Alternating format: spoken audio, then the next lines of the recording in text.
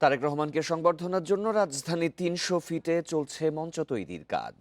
ভারপ্রাপ্ত চেয়ারম্যানের নিরাপত্তা নিশ্চিতে সরকারের কোনো অসহযোগিতা দেখছে না বিএনপি। সোমবার বিকেলে সমাবেশ স্থলের কাজ পরিদর্শন করেন দলটির সিনিয়র নেতারা।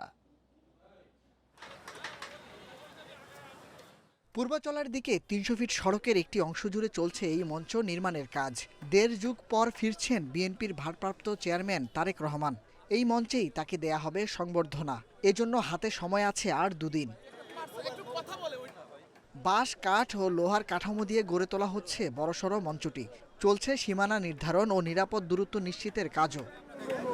সোমবার বিকেলে এখানে পরিদর্শনে আসেন নেতারা। জানান তারেক রহমানকে বরণ করতে দ্রুত কাজ শেষ করার দিকে মনোযোগ দিচ্ছেন বিভিন্ন কমিটির সদস্যরা। বিপুল সমাগমের কথা মাথায় রেখেই সমাবেশের এলাকা ও শৃঙ্খলা নিয়ন্ত্রণের ব্যবস্থা নেওয়া হচ্ছে।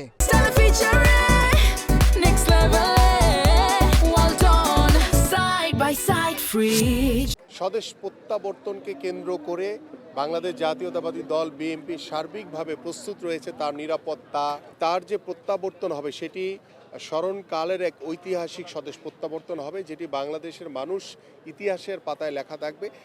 স্থায়ী কমিটির সদস্য মির্জা আব্বাস বলেন, পুরো জাতি নিরাপত্তা শঙ্কার মধ্যে আছে। তাই তারেক রহমানের নিরাপত্তা ইস্যুতে সরকার এবং দলের পক্ষ থেকে বাড়তি তদারকি থাকছে। এ নিয়ে কাজ করছে পুলিশের কয়েকটি ইউনিট। নিরাপত্তা বিষয়টা তো আমরা নিশ্চিত করার চেষ্টা করতেছি। সব কিছু তো আমাদের হাতে নাই। তো আমাদের ছেলেরা রাউন্ড দ্য ক্লক এখানে আছে, কাজ করতেছে। শুধু একটা নিরাপত্তা না, আমাদের পুরো জাতিতে একটা একটা একটা সংখ্যার মধ্যে আমরা আছি প্রতিটা মুহূর্তেই। তো নিরাপত্তা যতটুকু এনশিওর করা দরকার আমরা চেষ্টা করতেছি, বাকিটা আল্লাহর হাতে। ২৫ ডিসেম্বর দেশে ফেরার পর প্রথমে এখানে সংবর্ধনায় যোগ দেওয়ার কথা রয়েছে তারেক রহমানের।